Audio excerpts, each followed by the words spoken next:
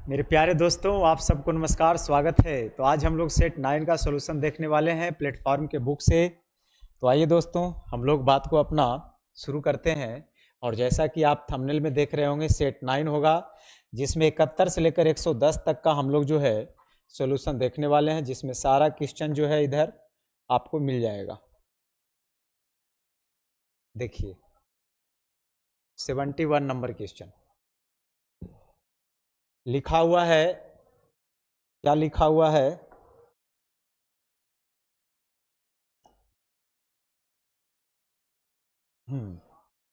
एक कारखाने में पुरुष श्रमिकों की संख्या का 48%, महिला श्रमिकों की संख्या के 2/3 के बराबर है। तो कारखाने में पुरुषों की संख्या का और महिलाओं की संख्या का अनुपात है। तो बहुत आसान सवाल है, समझिए। कह रहा है पुरुष का जो है 48%, 48% का मतलब 48/100, और महिला का जो है 2/3, महिला के 2/3 के बराबर है। 48% की अगर मैं बात करूं तो ये 4 से कट रहा होगा। तो अगर आप इसको 4 से काटेंगे तो 4 से 12 बार में और 4 से 25 बार में, बिल्कुल। अब यहाँ से m/w आप निकाल सकते हैं, 2/3। ये 12/25 है, उधर जाके 25/12 हो जाएगा, यानी 2 छक 12, यानी 25 और 18 का रेशियो आ जाएगा। यानी पूछ रहा था कि पुरुष और महिला की संख्या का अनुपात बताइए, तो 25 और 18, यानी ये ऑप्शन बिल्कुल सही है। ठीक है, चलिए अब आगे देखिए अगला क्वेश्चन की तरफ। 72 नंबर, इसको पढ़िए। क्या लिखा हुआ है? लिखा हुआ है कि ये जो संख्याएं दी गई है 7 से कौन कौन विभाज होगा। 7 से विभाज्यता की टेस्ट आपसे पूछ लिया गया है, घबराइए नहीं। जब 7 से विभाज्यता की टेस्ट आपको निकालना हो तो आपको सिंपली करना क्या चाहिए, समझिएगा। अगर 7 से विभाज्यता की टेस्ट आपको करना हो तो 7 से विभाज्यता का टेस्ट होता है, लास्ट डिजिट को डबल करते जाइए। जैसे 24,963 है, तो लास्ट को डबल करके अब बाकी जो बच जाएगा उसमें से घटाते जाइए। जैसे 3 का डबल 6, 6 में 6 गया 0, 0 को छोड़ सकते हैं। 9 दूना 18, और 24 में 18 अगर घटा दीजिएगा तो 6 आएगा। तो क्या 6 में 6 से भाग लगता है? नहीं। इसका मतलब ये 7 से कटने वाला नहीं है। उसी प्रकार यहाँ देखिए, 3 दूना 6, 7 में छो जाएगा 1, 1 दूना 2, 9 में 2 जाएगा 7, 7 दूना 14, 24 में 14 जाएगा 10, 10 नहीं कटेगा तो नहीं होगा। 3 दूना 6, 8 में से 6 गया 2, और फिर 2 दूना 4, 9 में से 4 गया 5, फिर 5 दूना 10, फिर 24 में से 10 गया 14, यानी ये कट जाएगा, यानी 24,983 आपका सवाल का उत्तर होगा। इसको अगर चेक करिए, 3 दूना 6, 9 में छो गया 3, फिर 3 दूना 6, और 9 में छो गया 3, और फिर 3 दूना 6, तो 24 में से 6 जाएगा 18, 18 में 7 से भाग नहीं जाता है। ठीक है, तो ये 7 से टेस्ट करने का रूल है, यानी लास्ट डिजिट को डबल करते जाइए। अब बाकी जो डिजिट से नंबर बच रहा है उसमें माइनस कर दीजिए, बस यही काम आपको करना है। तो घबराने वाली कोई बात नहीं है। अब आगे बढ़िए, अगले सवाल की तरफ चलते हैं। चलिए 71, क्या लिखा हुआ है? कह रहा है बताइए इसका वैल्यू क्या होगा।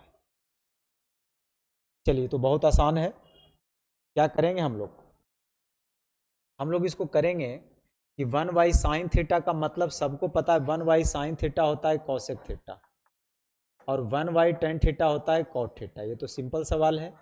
और यहाँ से 1/sin cosec थीटा और 1/tan का मतलब cot थीटा, और ये cosec प्लस cot और cosec minus cot, a plus B into A minus B है। फार्मूला क्या होता है? ए स्क्वायर माइनस बी स्क्वायर, यानी cosec square theta minus cot square theta बराबर क्या होता है? 1, यानी 1 ये सवाल का उत्तर हो जाएगा। ठीक है, आगे बढ़ते हैं, इसको पढ़िए।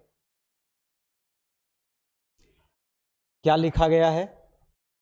एक समद्विबाहु त्रिभुज की प्रत्येक समान भुजा की लंबाई और तीसरी भुजा की लंबाई का अनुपात 3:5 है। अगर आप एक समबाहु त्रिभुज बनाते हैं, अगर आप एक समबाहु त्रिभुज बनाते हैं, थोड़ा सा समझिएगा। ये रहा समबाहु त्रिभुज, तो हमने एक समबाहु त्रिभुज बड़ा सा बना दिया। अगर ये समबाहु त्रिभुज है जिसमें करा है बराबर भुजा, समान भुजा की लंबाई और तीसरी भुजा का जो अनुपात है वो 3:5 है, तो आप करिए क्या, अगर ये 3:5 बता रहा है, मतलब ये अगर 3x होगा तो ये 3x होगा और ये पूरा हो जाएगा 5x, और यहाँ से यहाँ हम लोग डाल देते हैं परपेंडिकुलर। जैसे ही समद्विबाहु त्रिभुज में शीर्ष से अगर आधार पे लंब डाला जाता है तो आधार 2 बराबर भागों में बढ़ जाता है, लेकिन यहाँ पॉइंट में आ जाएगा तो बेहतर होगा इसको आप डबल कर दीजिए, मतलब 3:5 का जो रेशियो है ना, इसको 6 और 10 बना दीजिए, यानी इसको बना दीजिए 6x और इसको बना दीजिए पूरा 10x। ठीक है, रेशियो है, चेंज कर सकते हैं। तो मैंने क्या क्या बोला बताइए? मैंने ये बोला कि इसको कितना बनाना चाहिए, इसको बनाना चाहिए 6x, यानी इसको 6x बनाना चाहिए। ऐसे कैसे हो रहा है जी, रह दीजिए, हटाइए। अगर ये 6x होगा, ये 6x होगा, ये 10x होगा, तो ये पूरा ये 5x हो जाएगा। आप बोलेंगे बिल्कुल, तो ये 6 है या ये 5x है, तो क्या ये परपेंडिकुलर आप निकाल सकते हैं? बिल्कुल निकाल सकते हैं। तो 36 में से 25 घटाइएगा 11, यानी √11x। अब इसका क्षेत्रफल हम सबको पता है, इसका जो क्षेत्रफल होता है, एक सेकेंड, इसका जो क्षेत्रफल होता है, अगर लंब आप डाल दिए हैं तो इसका जो क्षेत्रफल होगा 1/2 गुने आधार गुने ऊंचाई, तो आधार आपका पूरा 10x हो जाएगा, और रही बात ऊंचाई का, तो ऊंचाई हो जाएगा √11x, और ये क्षेत्रफल कितना के बराबर है? तो ये क्षेत्रफल 30√11 के बराबर है। तो 30√11 ये बिल्कुल सही है। अब आप कर क्या सकते हैं, आप कर ये सकते हैं यहाँ पे कि √11 को √11 से आप काट सकते हैं, बिल्कुल, और 2 से काट सकते हैं 5 बार में, और 5 से काट सकते हैं 6 बार में, यानी x² का वैल्यू यहाँ से आप 6 निकालिएगा, यानी x का वैल्यू निकल जाएगा √6। जैसे ही आपसे x का वैल्यू निकल गया तो बन गया। पूछ रहा था तीसरी भुजा की लंबाई, तो तीसरी भुजा की लंबाई को हमने क्या माना था? तो आप बोलेंगे सर आप 10x माने थे, तो 10 × x के जगह √6 रखेंगे तो 10√6 ये सवाल का उत्तर है, यानी ये ऑप्शन बिल्कुल सही है। ठीक है, चलिए इसको पढ़िए। लिखा हुआ है कि निम्नलिखित का मान ज्ञात कीजिए, sin 2x + 2 sin 4x + sin 6x। देखिए, अगर याद है तो अच्छी बात है, फार्मूला आप लगा सकते हैं, अगर नहीं याद है तो आपको दिक्कत कर सकता है। तो इस कंडीशन में मैं सलाह दूंगा, पहले मैं इसको बना ही देता हूँ। तो आप करिए क्या, जैसे इसको छोड़ दीजिए फिलहाल, 6 और 2 8 के आधा 4 होता है, तो इसको और इसको एक साथ रख लीजिए, और इसको sin c + sin d पे तोड़ दीजिए, और sin c + sin d का फार्मूला होता है 2 sin c + d/2 × cos c - d/2। ये फार्मूला को आप ध्यान में रखेंगे तो अच्छी बात है, और नहीं रखेंगे तो आपको दिक्कत हो सकता है, बट मैं आपको शॉर्टकट भी इसका बताऊंगा। अब आप समझिए, तो sin c + sin d का मतलब होता है 2 sin c + d/2, तो 6 2 8 8 के आधा 4 × cos c - d/2। तो c समझिए बड़ा वाला को, तो 6 में 2 जाएगा 4, 4 के आधा 2, यानी cos 2x आ गया, यानी इसका आपने ओवरऑल कैलकुलेशन करने के बाद ये निकाल दिया, और उसके बाद में है +2 sin 4x। अब आप करिए क्या, दोनों में कुछ कॉमन दिख रहा है? आप बोलेंगे बिल्कुल, तो 2 sin 4x अगर कॉमन ले लेते हैं तो इसमें बच जाएगा cos 2x और इसमें बच जाएगा 1। अगर इतना बात आप समझ चुके हैं तब तो आप पहुंच गए हैं आंसर के पास।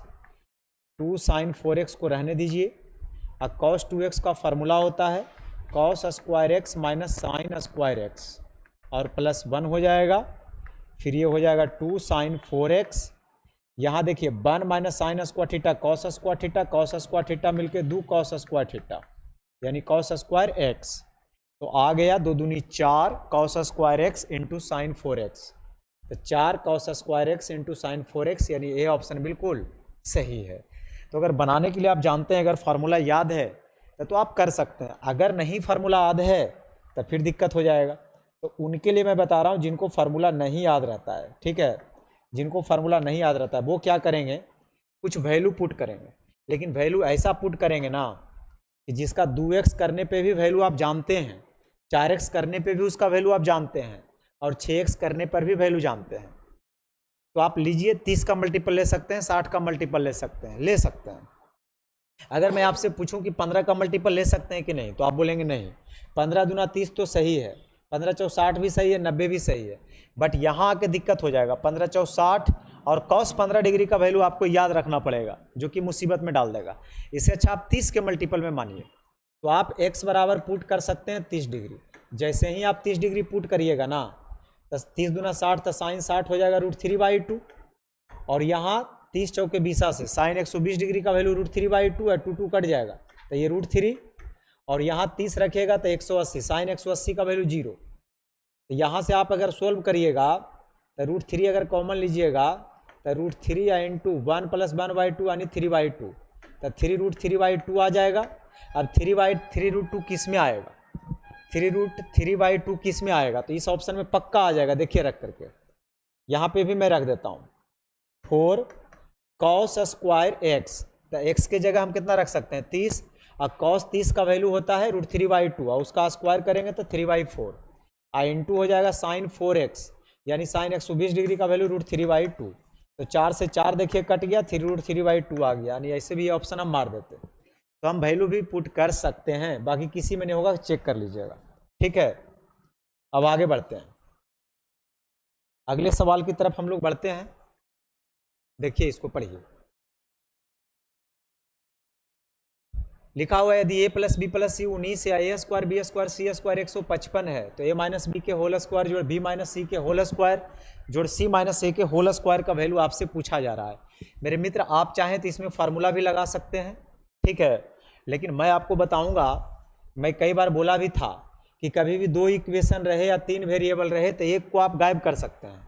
मतलब अगर हम c को 0 कर लें तो हमारा प्रश्न केवल ये बनेगा कि a + b 19 है और c 0 होगा, तो a² + b² जो है 155 है, और वैल्यू आपसे देखिए पूछा जाएगा a - b के होल स्क्वायर जोड़, फिर देखिए c तो 0 ही हो गया, तो b² + a², मतलब इसको ओवरऑल सोल्व करिएगा तो मतलब a - b के whole square a² + b² - 2ab, और फिर a² + b², तो हो जाएगा 2a² + 2b² - 2ab। आप चाहें तो 2 कॉमन ले सकते हैं, तो a² + b² - ab, ठीक है। अगर यहाँ तक आप बात को समझ गए हैं तब मैं इसको सोल्व कर सकता हूँ। तो 2 इंटू जल्दी से वैल्यू रख सकते हैं, a² + b² का वैल्यू कितना, आप कहेंगे 155, रह गया सिर्फ ab का निकालना, तो आप कर दीजिए ना इसका स्क्वायर। इसका स्क्वायर जैसे ही करिएगा, इसका स्क्वायर है इसका स्क्वायर, तो हो जाएगा a² + b² + 2ab, आई 361, a² b² का वैल्यू 155 और प्लस 2ab बराबर 361। यहाँ से आप 2ab का वैल्यू निकाल सकते हैं, 11 में से 5 जाएगा 6, और 35 में से 15 जाएगा तो 20, यानी 2 से काट दीजिएगा तो 103, यानी यहाँ पे आकर के 103 आप रख सकते हैं। देखिए अगर 100 में 100 खत्म हो गया, 55 में 3 जाएगा 52, 52 दूना 104, यानी सी ऑप्शन बिल्कुल सही है। थोड़ा सा कैलकुलेटिव हो सकता है, आप चाहें तब फार्मूला का इस्तेमाल कर सकते हैं, इसका डायरेक्ट फार्मूला आप लगा सकते हैं, ठीक है। यानी एक फार्मूला होता है a² + b² + c² -ab - bc - ca का 1/2 इंटू a - b के होल स्क्वायर जोड़ b - c के होल स्क्वायर जोड़ c - a के होल स्क्वायर। फिर आप इसे सोल्व करिएगा, तो आपकी मर्जी, आप जैसे चाहें वैसे बना सकते हैं, इसमें कोई दिक्कत वाली बात नहीं है। अब हम आगे बढ़ सकते हैं। अब हम आगे अगर बढ़ें तो अगर मैं आगे बढ़ने की बात करूं तो देखिए क्या है, इसको पढ़िए। 2 समरूप त्रिभुजों के क्षेत्रफल का अनुपात अगर इतना है तो उनके संगत भुजाओं का अनुपात, क्षेत्रफल से भुजा आना स्क्वायर रूट, 196 का स्क्वायर रूट 14 और 625 का हो जाएगा 25, यानी 14 और 25 का रेशियो आ जाएगा। अगर परिमिति का रेशियो पूछता फिर वही यही हो जाता 14 और 25 का रेशियो, ठीक है। अब आगे देखिए अगला क्वेश्चन, अब ये सवाल को पढ़िए। कह रहा है 3600 रुपया पर 35% की छूट और इसी राशि पर 30 और 5% की छूट, क्रमिक छूटों के बीच का अंतर बताइए क्या होगा। देखिए दोनों छूट का अंतर, एक छूट तो आपको पता चल रहा है कि 35% है, आप बोलेंगे बिल्कुल। दूसरा जो छूट है ना वो 30 और 5 का समतुल्य छूट निकालिए। तो x और y का समतुल्य छूट निकालना होता तो 30 + 5 - 30 × 5/100, ठीक है, इतना परसेंट का छूट। जब आप दोनों में डिफरेंस करिएगा तो ई 35 और ई 35 कट जाएगा, डिफरेंस तो केवल यही वाला पार्ट रह जाएगा, हाँ या नहीं, आप बोलेंगे बिल्कुल। यानी 5/15 यानी 1.5 का डिफरेंस आएगा। अगर मैं डिस्काउंट में डिफरेंस की बात करूंगा मेरे मित्र, तो आप बोलेंगे 1.5% का ही तो डिस्काउंट आएगा। अगर आप डिस्काउंट निकालने में समर्थ हैं तो अपनी बात को मैं बोल सकता हूं। अब कह रहा है कि छूटों के बीच का अंतर, तो छूटों के बीच का अंतर 1.5% है, यानी पूरे किसका, अंकित मूल्य का। था अंकित मूल्य 3600 है, और आप 3600 का 1.5% जितना जल्दी निकालें उतना जल्दी आंसर कर दीजिएगा। 3654 यानी 54 रुपीज हो जाएगा। बिल्कुल सही है। अब हम आगे बढ़ सकते हैं। बताइए अगला क्वेश्चन। अब ये सवाल को करिए, देखिए क्या कह रहा है। कह रहा है sec theta plus tan theta 5 है और टेन थीटा का वैल्यू क्या होगा। आप सब जानते हैं अगर sec theta plus tan theta अगर 5 है, आप मुझे बता सकते हैं कि sec theta minus tan theta कितना होगा। आप बोलेंगे 1/5। मैं अगर आपसे पूछूं cosec theta plus cot theta अगर x है, तो बताइए cosec theta minus cot theta क्या होगा। तो आप बोलेंगे 1/x। ये दोनों में एक गहरा रिलेशन होता है। आप इस रिलेशन को पूरा ध्यान में रखेंगे तो आपको बहुत मजा आएगा। चलिए, क्योंकि sec square theta minus tan square theta 1 होता है। अगर इतना आप निकाल चुके हैं तो आपसे पूछा क्या जा रहा है, टेन पूछा जा रहा है। तो सेक को हटाइए, तो सेक हटेगा कब, जब घटेगा तब। तो ये माइनस है, ये प्लस, और ये हो जाएगा माइनस। तो सेक से सेक कट जाएगा, यानी 2 tan थीटा बराबर आ जाएगा 5×5 = 25 में एक जाएगा 24/5। 2 से काटिएगा 12 बार में, यानी ये सवाल का उत्तर आ जाएगा 12/5, यानी बी ऑप्शन बिल्कुल सही है। बहुत अच्छा, देखिए इसको पढ़ के, पढ़िए लिखा हुआ क्या है। लिखा हुआ ये है कि एक त्रिभुज पी क्यू आर की 3 भुजाओं की माप समान है। 3 भुजाओं की माप समान होने का मतलब ये कैसा त्रिभुज होना चाहिए। आप बोलेंगे समबाहु त्रिभुज होना चाहिए। तो ये रहा समबाहु त्रिभुज जिसकी सभी भुजाएं आपस में बराबर हैं, और उस त्रिभुज का नाम है पी क्यू आर। उस त्रिभुज का नाम है क्या, पी क्यू आर। और यदि पी एम क्यू आर के लंबवत है, पी एम जो है क्यू आर के लंबवत है, अगर पी एम क्यू आर के लंबवत है मेरे दोस्त, तो आप सब जानते हैं कि ये 2 बराबर भागों में बढ़ जाएगा। क्योंकि 2 त्रिभुज ऐसा होता है, एक समबाहु त्रिभुज और एक समद्विबाहु त्रिभुज, जिसमें अगर शीर्ष से आधार पर लंब डाला जाता है तो आधार 2 बराबर भागों में बढ़ जाता है। ठीक है, बहुत अच्छा। अगर ये साइड 2a मान लें तो ये भी 2a होगा, ये a हो जाएगा, और ये आप बिल्कुल निकाल सकते हैं, ये हाइपोटेनस है। 4a² में a² यानी √3a। अगर यहाँ तक आप निकाल रहे हैं तो कह रहा है कौन सी संबंध सही है। ऑप्शन को चेक करिए, कह रहा है 3pm²। अगर pm का स्क्वायर करिएगा तो 3a² हो जाएगा, तो 3 × 9, तो इधर 9 आ जाएगा। और यहाँ pq का स्क्वायर करिएगा तो 4 × 2 = 8, तो 9 8 नहीं बराबर हो सकता, इसलिए ऑप्शन गलत है। दूसरा ऑप्शन को चेक करिए, 3pq²। तो अभी आपने pq का स्क्वायर किया तो कितना आया, 4a², यानी 4 × 12। और फिर pm का स्क्वायर करिएगा तो 3 4 × 12, यानी 12 = 12, यानी ये ऑप्शन बिल्कुल सही है। तो बिल्कुल आसान होता है, खाली इसको समझना होता है, ठीक ना। पढ़िए इसको,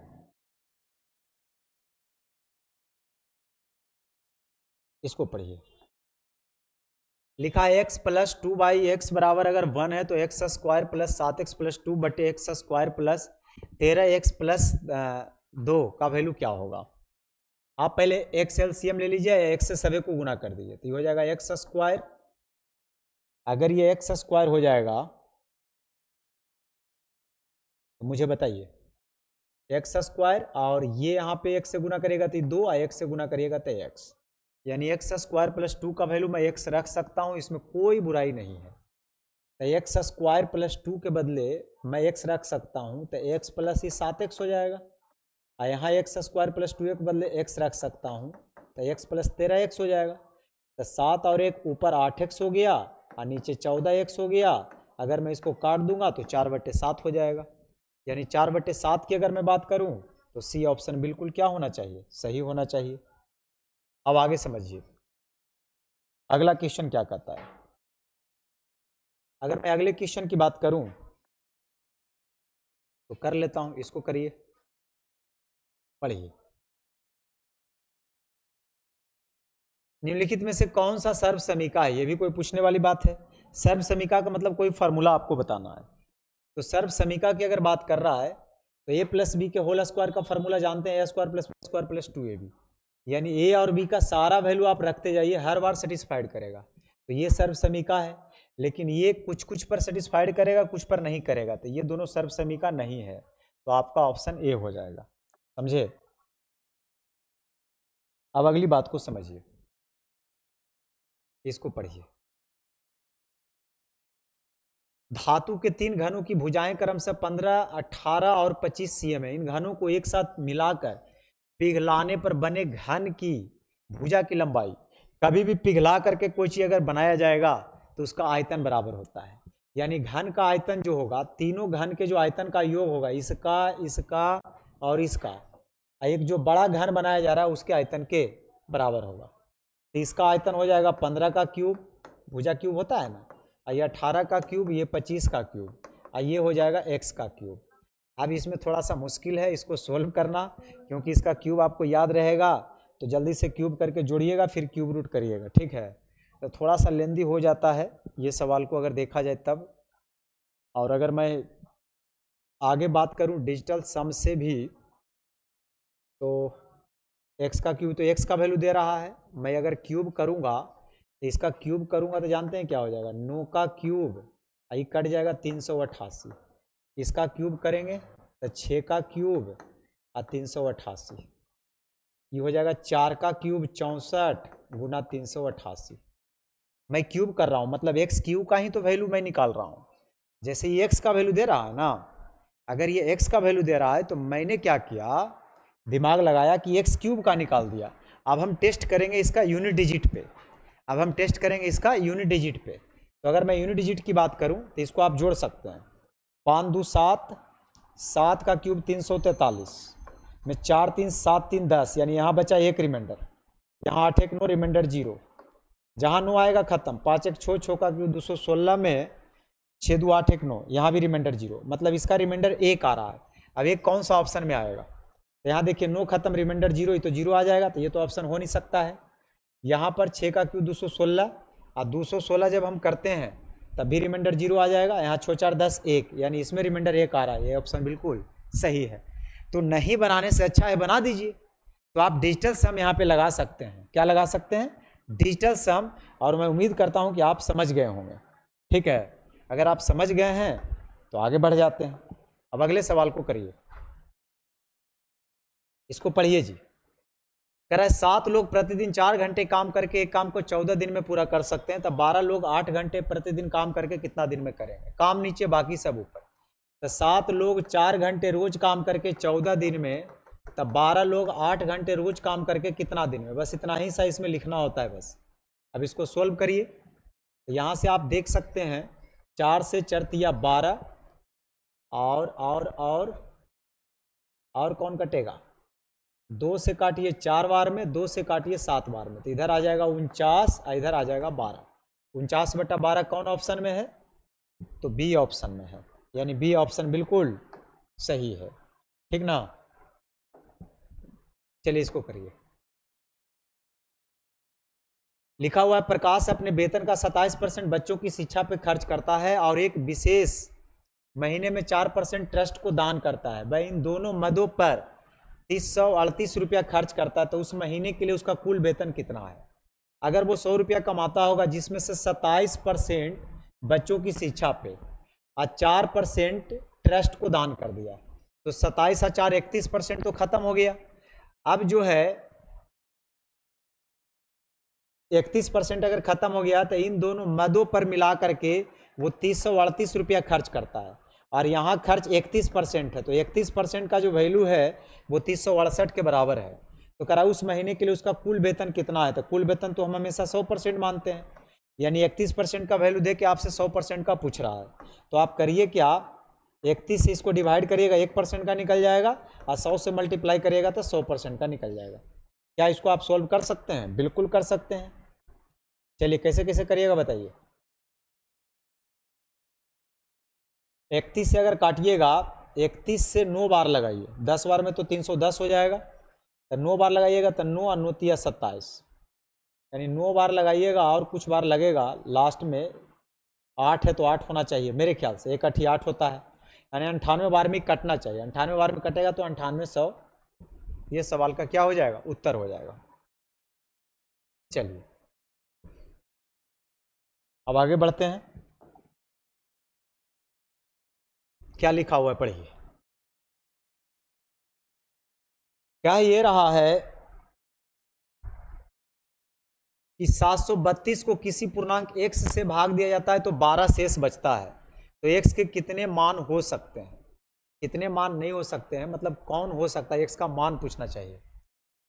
x से भाग देते हैं तो 12 शेष बचता है, ठीक है, तो x मतलब क्या हो सकता है, तो आप ऐसा करिए 12 जो शेष बचता है ना, आप इसमें 12 घटा दीजिए। अगर 732 में 12 घटा दीजिएगा तो 720 आ जाएगा, यानी अब शेष नहीं बचेगा, मतलब समझ रहे हैं। अब ये पूरा पूरी कटेगा, तो कौन सा ऑप्शन है जिससे पूरा पूरी कटेगा, तो 18 से कट जाएगा, 18 चौ 72, 20 से भी कट जाएगा और 16 से नहीं कटेगा। x के कितने मान हो सकते हैं, तो 2 मान हो सकते हैं, 18 और 20। शेष 12 रहता है, x के कितने मान हो सकते हैं, तो 18 से भी कट जाएगा, 20 से भी, या ऐसे भी आप समझिए ना, 18 से अगर भाग दीजिएगा तो आपको कितना शेष बचना चाहिए, 12 बचना चाहिए, तो आप 18 चौ 72, एक 12 बच गया। आप 20 से भी भाग देके देखिएगा 12 बचेगा, यानी ए और सी दोनों ऑप्शन सही है। जब दोनों सही है तो आपको एक से अधिक मारना चाहिए, ठीक है। चलिए अब आगे बढ़ते हैं, इसको पढ़िए। कह रहा है एक शंक्वाकार तंबू के आधार की परिधि 66 मीटर है, यदि तंबू की ऊंचाई 36 मीटर है, अच्छी बात है, ऊंचाई दे रखा है 36 मीटर, उसके बाद बताइए क्या क्या दिया हुआ है। अगर ऊंचाई दे रखा है 36 मीटर और कह रहा आधार ऊंचाई 36 मीटर है और परिधि 66 मीटर है, तो परिधि तो सर्कल के आकार का होता है, तो सर्कल की परिधि 2 पाई r, तो आप जल्दी से यहां से निकाल सकते हैं 22 तिया 66, यानी r का जो वैल्यू आ जाएगा 21/2 आ जाएगा। और r पता है, h पता है, तब क्या पूछ रहा है, उपयोग किए जाने वाले कैनवास का क्षेत्रफल मतलब l भी निकालना पड़ेगा, यानी l अगर निकालिएगा तो l का फॉर्मूला आप जानते हैं ना, h² + r², तो यहाँ से आप h का स्क्वायर करेगा तो 36 का स्क्वायर 1296 और r² करेगा तो 441/4, ठीक है, थोड़ा सा मुश्किल है लेकिन कोई बात नहीं, बन जाएगा। 6 चौ 24 और 9 चौ 36 और 2 38 और 12 चौ 48 और 3 51 अब प्लस 84 44 41/4, जोड़िए जल्दी से, कितना आता है जोड़ के, 4 1 5 और बताइए, 4 1 5 हो जाएगा, अब 8 4 12 51 और 4 55 और 1 56, तो 5625 आया ऊपर और नीचे 4, और 5625 का स्क्वायर रूट निकालना दाएं बाएं का खेल है, अंतिम में 5 है तो 5 तो होबे करेगा, 2 डिजिट को ख़त्म करिए। अब जैसे ही 2 डिजिट खत्म हुआ ये वाला, तो 56 किसका स्क्वायर करेंगे कि 56 के नज़दीक आएगा, तो 8 का 64 हो जाएगा, ज़्यादा हो जाएगा 7 का, यानी ये 75 का स्क्वायर रहा होगा, तब 75/2 आ गया, एल निकल गया। जब एल निकल गया तब तो निकल गया। अब बोल रहा है कि कैनवास का क्षेत्रफल बताइए क्या होगा, तो कैनवास का क्षेत्रफल होता है पाई आर एल। अच्छा, पाई का वैल्यू 22/7 और आर की जगह आपको कितना रखना चाहिए, तो आर का वैल्यू ऑलरेडी दे रखा था 21/2 और एल का वैल्यू मैंने बड़े परिश्रम से निकाला 75/2। अब इसको आप काट सकते हैं, 7 से कट जाएगा 7 या 21, 2 से 11 बार में 11 तिया 33, 33 गुना 75/2 जब करिएगा तो बिल्कुल आंसर आ जाएगा, 5 तिया 15 और 7 तिया 21 और 5 तिया 15, 21 और 15 36 और 1 37 बाकी 3 और 7 तिया 21 और 3 24, बड़ा टाइम लग गया जी, तो 2400 का आधा 1237.5, तो 1237.5, हाँ, तो एल निकालने में थोड़ा टाइम लग गया। अब आगे बढ़िए, चलिए इसको पढ़िए। कह रहा a + b + c 11 है, ab bc c अगर 3 है, ab c अगर -135 है तो a cube b cube c cube का वैल्यू क्या होगा। आप इसको बना सकते हैं। देखिए यहाँ पे वैल्यू आप नहीं पुट कर सकते हैं। मैंने क्या बोला था, अगर यहाँ पर 3 वेरिएबल है, 3 को ऑलरेडी इक्वेशन है, तो आप किसी भी एक को फिक्स नहीं कर सकते हैं। मतलब ये पूरे प्रोसेस से आपको आना पड़ेगा। तो आप पूरे प्रोसेस से इसको बनाइए। अगर a plus b plus c 11 है और हमसे पूछ रहा है इसका a cube b cube c cube, एक फार्मूला आपको पता होना चाहिए, a cube plus b cube plus c cube minus 3ab बराबर होता है ए क्यू, क्या मैं लिख दिया, मैं इसको क्या करता हूँ, ब्रश, हाँ इसको देखिए, अब आप समझिएगा थोड़ा सा। मैंने कहा a cube plus b cube plus c cube minus 3abc का फार्मूला होता है, क्या होता है जल्दी बोलिए, a plus b plus c into a square plus b square plus c square minus a b minus b c minus c a. बस ये फार्मूला में सेट करना है और आपका काम हो जाएगा। अगर आप ये लिख चुके हैं तो मुझे आप ये बताइए कि किसका किसका वैल्यू दिल है। ए प्लस बी प्लस सी तो 11 है, तो आप कहिएगा तो मस्ती है 11 यहाँ रख लेंगे। फिर ए बी बी सी सी ये 3 है, तो यहाँ माइनस कॉमन लेके यहाँ 3 रख लीजिएगा, तो ये भी काम हो जाएगा। लेकिन ए square b square c square मुझे चाहिए, तो ए square b square c square, अच्छा ए बी सी का वैल्यू आप रख सकते हैं माइनस 135। तो आप यहाँ से a cube plus b cube plus c cube और माइनस माइनस प्लस 3 गुना 135 हो जाएगा। यानी केवल और केवल आपको a square plus b square plus c square का वैल्यू चाहिए और आपका काम हो जाएगा। तो आप करिए क्या, आप इतना ये कर सकते हैं कि इसका होल स्क्वायर कर दीजिए। जैसे ही इसका होल स्क्वायर करते हैं तो a plus b plus c के होल स्क्वायर का फॉर्मूला होता है ए square plus b square plus c square plus 2 into a b plus b c plus c ए।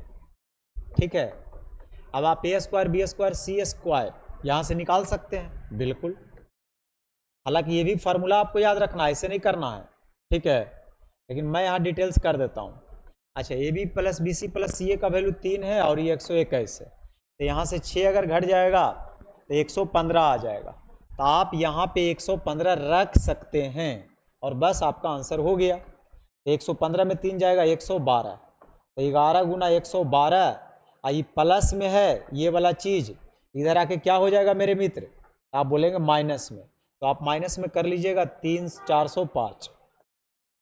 इसको जैसे ही गुना करिएगा 11 दूनी 22, बाकी 2, 11 गुना 11 121 और 2 123 और माइनस 405, 12 में 5 जाएगा 7 और ये 2 हो जाएगा, और मेरे ख्याल से ये 12 में 4 जाएगा 8, 827, यानी ये ऑप्शन बिल्कुल सही है। इसको मैं सॉल्व क्यों नहीं कर पाया, क्योंकि 3 वेरिएबल था और 3 इक्वेशन है, तो मजबूरी है कि हम इसको पूरा सोल्यूशन करेंगे। हाँ, आप क्या कर सकते हैं, जैसे मैंने होल स्क्वायर लगाया, आप a square plus b square plus c square का डायरेक्ट वैल्यू याद रख सकते हैं, मतलब उसका डायरेक्ट फार्मूला याद रख सकते हैं, तो आप जल्दी कर सकते हैं, ठीक ना। चलिए अब आगे बढ़िए, इसको करिए। कह रहा है एक रेलगाड़ी बिना रुके अगर चलता है तो 70 के स्पीड से, 70 किलोमीटर पर आवर के स्पीड से, ठीक है, और अगर रुक रुक कर चलता है तो उसका स्पीड हो जाता है 56 किलोमीटर पर आवर। तो आपसे पूछेगा कि रेलगाड़ी औसतन प्रति घंटा कितने मिनट के लिए रुकता है, मतलब 1 घंटा में वो कितना मिनट के लिए रुकता है। जब भी ये सवाल पूछेगा तो मैं आपको सिंपल रेडीमेड इसका आंसर देने के लिए बताता हूँ। ओरिजिनल स्पीड आपको नीचे लिखना है और जो स्पीड का डिफरेंस है ना वो ऊपर लिखना है। तो डिफरेंस कितना है, 70 माइनस 56, और ये आवर में आता है, मिनट में बदलने के लिए आपको 60 से गुना करना है, बस इतनी सी काम करना है। 14 पचे 70, 12 पचे 60, यानी 12 मिनट ये सवाल का उत्तर है, ठीक है। तो आप इस तरह से अगर करिएगा तो मेरे ख्याल से आपको कभी कोई दिक्कत नहीं होना चाहिए। इसको पढ़िए। 90, एक गोले के व्यास को अगर 140% अधिक कर दिया जाए तो उसका आयतन कितना परसेंट ज़्यादा हो जाएगा, तो बहुत ज़्यादा हो जाएगा। 140% का मतलब आप समझ रहे हैं, 100% का वैल्यू 1 होता है, 40% का वैल्यू 2/5, यानी 7/5 आपने बढ़ा दिया। मतलब पहले अगर रेडियस रहा होगा 5, तो आपने इसमें 7/5 बढ़ा दिया, यानी 7 बढ़ा दिया, तो ये 7 5 मिलके ये 12 हो गया। बता सकते हैं कि इसका वॉल्यूम क्या होगा, तो वॉल्यूम होगा इधर 125, इधर 12 का क्यूब, बहुत ज़्यादा 1728। कितना बढ़ गया ये आपको पता करना पड़ेगा। 8 में से 5 जाएगा 3, 2 में से 2 जाएगा 0 और 17 में से 1 जाएगा 16। क्या मैं सही कर रहा हूँ? हाँ सही तो मैं कर रहा हूँ, यानी 1603 बढ़ गया। 125 पे कितना बढ़ा मेरे दोस्त? 125 पे 1603 बढ़ा। तो बता सकते हैं कि आप 100%, 100 पे कितना बढ़ेगा? 100 पे जितना बढ़ेगा वही तो परसेंट वृद्धि कहलाता है। तो जल्दी से इसको सोल्व करिए। 25 से 5 बार में, 25 से 4 बार में, 5 से 25 अठी 40.8 बार में, 8 या 24 और 16 8 28 से, यानी 128 24 वाला है का वो ऑप्शन? बिल्कुल है, यानी ये ऑप्शन बिल्कुल सही है। अब आगे बढ़ते हैं, पढ़िए इसको। कह रहा है ए और बी का रेशियो 4:5 है तो उसका वैल्यू क्या होगा? कुछ नहीं करिए, इसमें वैल्यू पुट करिए। तो ए की जगह अगर 2 रखिएगा, ए की जगह 4 रखना है और बी की जगह 5। यहाँ भी ए की जगह 4 रखना है और बी की जगह 5। तो 4 दूना 8, 5 या 15, 15 8 इधर 23 हो जाएगा और 8 और 10 इधर 18 हो जाएगा। 23 और 18 ऑप्शन में है? नहीं है तो आप ये मारिए, इसमें घबराने वाली कोई बात नहीं है। अगर होगा तो आप वही आंसर लगाइएगा। देखिए पढ़िए इसको। किसी कक्षा में 50 विद्यार्थियों के औसत अंक 64 रहा। 50 विद्यार्थियों का औसत अंक 64 रहा। यदि 2 विद्यार्थी के अंक 83 और 24 के स्थान पर गलती से 38 और 42 दर्ज हो गए तो बताइए सही औसत क्या है? एक बात बताइए, अगर बात सही औसत की है, सही औसत अगर चाहिए आपको तो निकाल लीजिए। 64 ये गलत उत्तर है। अब 64 गलत उत्तर है तो हुआ क्या? सही में कुछ और करना था, गलती से हो गया कुछ और। 2 विद्यार्थी 83 और 24 के स्थान पर, यानी एक्चुअल में वो नंबर क्या रहा होगा? 83 24, लेकिन वो गलती से दर्ज हो गया 38 और 42, यानी 38 और 42, यानी 4 3 7 8 2 10। लिखना था 107 और लिख दिया कितना? 80। ये कम लिखा कि ज़्यादा लिखा? तो आप बोलेंगे कम लिखा। कम लिखा था, आपको आंसर और ज़्यादा आना चाहिए। रियल में कितना ज़्यादा आना चाहिए? तो 20 और 7 27 ज़्यादा आना चाहिए। बटा कितना के लिए? पूरे 50 के लिए। 50 दूना 100, 27 दूना 54, यानी 5.4। तो 64 और 5 69.4। नहीं 5.4 जुटेगा तो 64.4 ना होगा। तो ये 64.4 ये सवाल का आपका उत्तर होगा, यानी ये ऑप्शन बिल्कुल सही है। चलिए इसको करिए। x² minus root 11x plus 1 बराबर 0 है तो x³ प्लस 1/x³ क्या होगा? ये क्या लिखा हुआ है? पढ़िए फिर से। x³ अब माइनस पावर का मतलब बटा होता है, इसका वैल्यू पूछ रहा है। आप x से दोनों साइड भाग दीजिए तो इधर x माइनस रूट 11 और प्लस 1/x बराबर 0 बटा x यानी 0। तो x प्लस 1/x का वैल्यू यहाँ से रूट 11 निकाल लीजिएगा। और इसके क्यूब का फार्मूला आपको पता है कि अगर x प्लस 1/x k है तो x³ प्लस 1/x³ का फार्मूला होता है k का क्यूब माइनस 3k। तो k का काम यहाँ रूट 11 कर रहा है और 3 रूट 11, 3 बार गुना करिएगा, 2 बार में तो आप रूट 11 एक काम करिए कॉमन ले लीजिए, अंदर में रूट 11 का स्क्वायर 11 बच जाएगा और माइनस 3 यानी 8 रूट 11, यानी ये सवाल का उत्तर है। ये सवाल का क्या है? उत्तर है। चलिए अब आगे बढ़िए। चक्रीय चतुर्भुज ABCD इस प्रकार है कि AB वृत्त का व्यास है। चक्रीय चतुर्भुज का साफ मतलब होता है कि चारों वर्टेक्स जो होना चाहिए वो सर्कल पे होना चाहिए और जिसमें AB एगो व्यास का काम कर रहा है। ये रहा AB और ये व्यास का काम कर रहा है।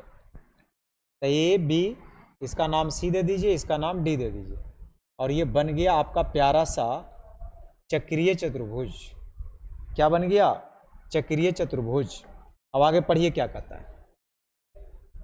कहता है कि ADC अगर 145 डिग्री है, ADC ये पूरा 145 से, पूरा मैं इधर ले देता हूँ 145।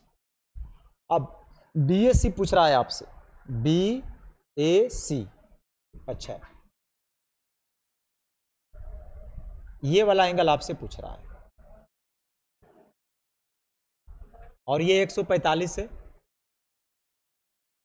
और अच्छा एक बात बताना है, ये वाला बात ये बताना है कि ये तो चक्रीय चतुर्भुज है। आप बोलेंगे जी सर, तो चक्रीय चतुर्भुज के एगो वर्टेक्स को छोड़कर बाकी जो बचता है वो समूह कौन कहलाता है? हाँ जी, तो दोनों का जो सम होगा सामने सामने आमने सामने वो तो 180 होना चाहिए। बिल्कुल, 180 में तो 145 है, तो अगर आप 180 में 145 को आप माइनस करेंगे तो ये 35 बचेगा, यानी ये वाला एंगल तो आपका 35 डिग्री निकल जाएगा। आप बोलेंगे बिल्कुल, यहाँ तक तो हम समझ चुके हैं।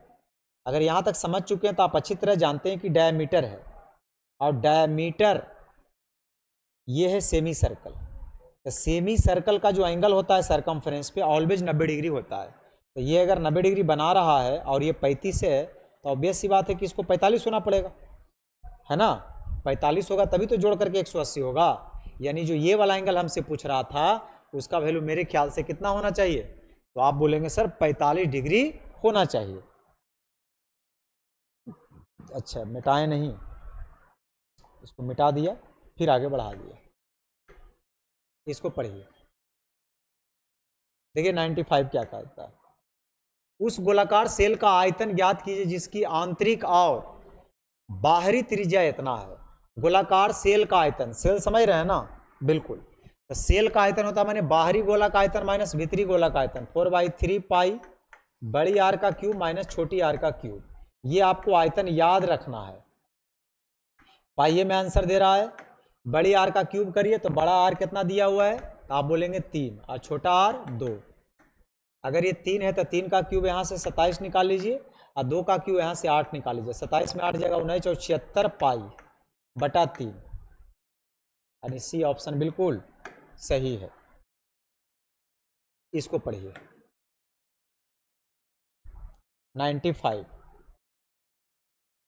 95 देखिए क्या कह रहा है। कह रहा है एक काम का 25% भाग 15 दिन में पूरा कर सकता है और उसने 15 दिन तक काम किया, फिर शेष काम को अकेला बी ने 30 दिन में पूरा किया। ए और बी एक साथ मिलकर काम करते हुए उस काम का 50% भाग कितना दिन में पूरा कर सकता है? अब इस बात को आप समझिएगा थोड़ा ध्यान से, आपको मजा ये आएगा। इसको मैं 2 तरीके से हम आपको समझा सकते हैं, 2 तरीके से। थोड़ा सा इसको और ऊपर कर देता हूँ। हाँ, मैंने कहा इसको मैं 2 तरीके से बता सकता हूँ। एक कैसे पढ़ा जाता है डायरेक्ट, अगर फास्ट जानना चाहते हैं तो पहले मैं वो बताता हूँ। ये 25% काम हमेशा नीचे लिखिएगा। तो ये 25% काम जो है 15 दिन में कर सकता है। हाँ जी, आगे कहता है उसने 15 दिन तक काम किया, तो 15 दिन तो करवे किया है। और फिर शेष काम को, तो शेष काम 100% पूरा काम होता है जिसमें 25 हो गया है, तो शेष काम 75% बचा।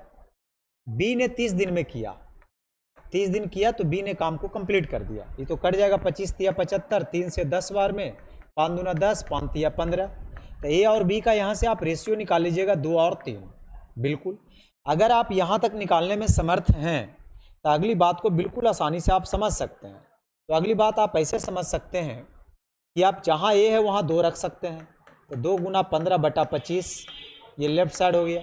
राइट साइड पूछ रहा है कि ए और बी एक साथ काम करेगा, नहीं 3 और 2 5, तो 5 के स्पीड से काम करेगा। उस काम का 50% भाग, तो काम का 50% भाग नीचे, वो कितना दिन में कर पाएगा? तो 5 से 10 बार में कट जाएगा, और यहाँ से 5 से 3 बार में, और 5 से 5 बार में, और 5 से 5 दूना 10, तो 3 दूना 6 दूना 12, यानी डी बराबर आपको 12 आ जाएगा। ठीक है, ये तो आप समझ लिए, इसका स्क्रीनशॉट भी आप ले सकते हैं। तो 12 अगर नहीं है तो आपको ई मारना है। दूसरा इसका तरीका था कि आप कम समझे होंगे तो आप पूरा वर्क को मान सकते हैं। अगर मैं पूरे वर्क की बात करूं इसमें, मतलब इस तरह से कि एक काम का 25% भाग अगर 15 दिन में करता है, 25% 15 दिन में, तो 100% कितना दिन में? तो 100% काम 15 चौके 60 दिन में ही करेगा। आप बोलेंगे बिल्कुल। अच्छा, तो ये तो 60 दिन में कर सकता है, ये 60 दिन में पूरा कर सकता है काम। अब देखिए 15 दिन पूरा कर सकता है, उसने 15 दिन तक काम किया, इधर कंप्लीट काम। तो ए ने 15 दिन तक काम किया, तो क्या पूरा हुआ? नहीं। पूरा कब होगा? जब ये अकेला 60 दिन करेगा। लेकिन जब ये 15 दिन काम करता है तो फिर सहायता के लिए नहीं, बी फिर आ जाता है शेष काम को करने के लिए, और फिर बी जो है इस काम को 30 दिन में कंप्लीट कर देता है। मतलब लेफ्ट साइड भी कंप्लीट वर्क, राइट साइड भी कंप्लीट वर्क, दोनों आपस में क्या होगा, इक्वल होगा। तो 60 में 15 घटाएंगे तो इधर 45 हो जाएगा और इधर b गुना 30 हो जाएगा। 15 दूना 30, 15 या 45। ए और बी का जो रेशियो आ जाएगा यहाँ से भी मेरे मित्र वो यही आ जाएगा 2 और 3। बस हो गया बात खत्म। अगर ए और बी का रेशियो आपने 2, 3 निकाल दिया तो कंप्लीट वर्क आप लिखिए। अगर कंप्लीट वर्क की बात करिएगा तो एक की जगह 2 लिखिएगा तो 2 गुना 60, ये आपका पूरा वर्क है। लेकिन पूरा वर्क नहीं करना है आगे, आपको मात्र 50% काम करना है। 50% का मतलब आधा काम करना है, यानी 120 यूनिट नहीं करना है, 60 यूनिट करना है। किसको किसको करना है, ए और बी दोनों को मिलकर। तो कितना दिन में कर पाएगा, 3 दू 5 के स्पीड से करेगा तो ये काम कितना दिन में समाप्त होगा। बस इसको सोल्व कर दीजिए, 2 से 2 कट जाएगा, 5 से 12 बार में, इससे भी आपका आंसर 12 आएगा। तो आपको जैसे समझ में आवे आप उस तरह से बनाइए, सब तरीके से ये बनेगा। ठीक है, अब आगे बढ़ते हैं, पढ़िए आगे 97 नंबर सवाल को पढ़िए। कह रहा है 6 घंटियां जो कि क्रमशः 3, 4, 6, 7, 8 और 12 सेकेंड के अंतराल पर बजती है, एक साथ बजना शुरू करती है तो कितने सेकेंड के बाद फिर से एक साथ बजेगी। देखिए दोबारा जब घंटी को एक साथ बजना होता है तो आप सब जानते हैं एलसीएम लेते हैं। तो एलसीएम में देखिए 7 मुझे डिस्टर्ब करेगा तो मैं 7 को फिलहाल इग्नोर करता हूँ। 3, 4, 6, 8, 12 का एलसीएम सबको पता है, ये हो जाएगा 24। तो आपने 24 एलसीएम निकाल लिया और 7 से फिर गुना कर दीजिएगा तो आपका एलसीएम फाइनली 168 बन जाएगा। तो बस हो जाएगा काम। अब अगले बात को बढ़िए, इसको पढ़िए क्या लिखा है। करा एक चतुर्भुज एबीसीडी में सी और डी के समद्विभाजक, अगर कोई चतुर्भुज एबीसीडी है, एबीसीडी एक चतुर्भुज है जिसमें सी और डी का समद्विभाजक, इसका और इसका समद्विभाजक ई पर मिलता है और सी डी 57 है, सी ई डी ये 57 डिग्री है। तो हमसे पूछ रहा है ए 47 है, अब बी पूछ रहा है क्या होगा। इसमें एक फार्मूला होता है, दुनिया का कोई भी चतुर्भुज अगर लगातार 2 एंगल का समद्विभाजक अगर कहीं पे मिलता है तो इसके बीच जो बनने वाला, यानी समद्विभाजकों के बीच जो एंगल बनेगा, बाकी जो 2 एंगल बच रहा है नमूना मतलब जो समद्विभाजित नहीं किया गया, मतलब ए और बी, तो उसके सम का आधा होता है। मतलब ये फार्मूला याद रखना, डी सी जो होगा वो क्या होगा, एंगल ए और एंगल बी के सम का क्या होगा, आधा होगा। अब डी सी 57 डिग्री है, 2 डिवाइड में इधर आके मल्टीप्लाई, और ये 47 है और यहाँ से आप बी का वैल्यू बड़े आसानी से निकाल सकते हैं। तो 57 दूना 114 और 114 में 47 को घटाइएगा तो कितना आ जाएगा, 114 में अगर 47 को घटाइएगा 14 में 7 जाएगा 7, ये 67 डिग्री, यानी बी ऑप्शन बिल्कुल सही है। पढ़िए इसको 99। कह रहा है त्रिभुज एबीसी में एडी बीसी पर लंब है, अगर त्रिभुज एबीसी आप बनाते हैं तो बोल रहा है एडी जो है ना वो बीसी पर लंब है, इसको ए नाम दे दीजिए। तो एडी बीसी पर लंब है और एई बीसी का समद्विभाजक है, यानी इसका कोई समद्विभाजक रहा होगा एई, यानी ये बराबर ये एंगल दिया हुआ है। ठीक है, ऐसा दिया हुआ है। अगर इतना बात आप समझ चुके हैं तो आगे देखिए क्या कहता है। कहता है एंगल बी जो है वो 58 डिग्री है और एंगल सी 34 डिग्री है, और आपसे पूछेगा डी ए बीच वाला एंगल, ये वाला एंगल क्या होगा। तो ये वाला एंगल का डायरेक्ट फार्मूला आप याद रख सकते हैं, दोनों के डिफरेंस का आधा होता है, यानी जो डी ए होगा वो क्या होगा, डिफरेंस का आधा। तो डिफरेंस का आधा करिए, यानी 58 डिग्री माइनस 34 डिग्री या बटा 2, 24/2 का मतलब होता है 12 डिग्री, यानी आपका ए ऑप्शन बिल्कुल सही है। चलिए 100 नंबर सवाल को पढ़िए। समतल भूमि पर किसी बिंदु P से एक मीनार के शीर्ष का उन्नयन कोण 30 डिग्री है। यदि मीनार 110√3 मीटर ऊंची है तो मीनार की ऊंचाई आपसे पूछ रहा है। पाद बिंदु से P की दूरी पूछ रहा है। देखिए आप करिए क्या, आप एक काम ये कर सकते हैं, चलिए ठीक है। समतल भूमि पर किसी बिंदु P से, मान लीजिए प्लेन है, अब मान लीजिए कि यहाँ पर एक बिंदु P होगा, एक मीनार है, ऐसे मान लीजिए मीनार खड़ा होगा, शीर्ष का उन्नयन कोण P से देखा जाता है तो कितना डिग्री पाया जाता है, तो आप बोलेंगे 30 डिग्री। मीनार अगर सीधा नहीं भी होगा फिर भी आपको समझ लेना कि 90 डिग्री बना रहा होगा जड़ के साथ। यदि मीनार इतना ऊंची है, 110√3 मीटर ऊंची है, तो मीनार के पाद से बिंदु P की दूरी पूछ रहा है, यानी यहाँ से इसकी दूरी आपसे पूछ रहा है, क्या होगा? अगर यहाँ से इसकी दूरी पूछ रहा है ना, तो 30 से 90 है तो ये हो जाएगा 60। तो 30 के सामने x, 60 के सामने √3x, सबको पता है। तो x का वैल्यू अगर 110√3 है और 90 सामने कहेगा तो 2x, ये ट्रिपलेट याद रखिएगा। x का वैल्यू दे करके √3x का पूछ रहा है, निकल जाएगा। x का वैल्यू रख लीजिएगा 110√3, 110 दिया 330, ये सवाल का उत्तर है। तो दोस्तों आज के लिए इतना ही, ठीक है। मिलते हैं अगले लेक्चर में। अगले लेक्चर में क्या करेंगे, 101 से लेकर 150 तक, ऐसे भी 2 लेक्चर में एक सेट कंप्लीट करते ही हैं। तो 101 से क्या करेंगे, 150 तक हम सेट को कंप्लीट करा देंगे और फिर मिलते हैं अगले लेक्चर में, ठीक है। बहुत बहुत धन्यवाद। अगर चैनल पर नए हैं तो ज़रूर सब्सक्राइब कर दीजिए, वीडियो को लाइक करिए, दोस्तों के साथ शेयर करिए।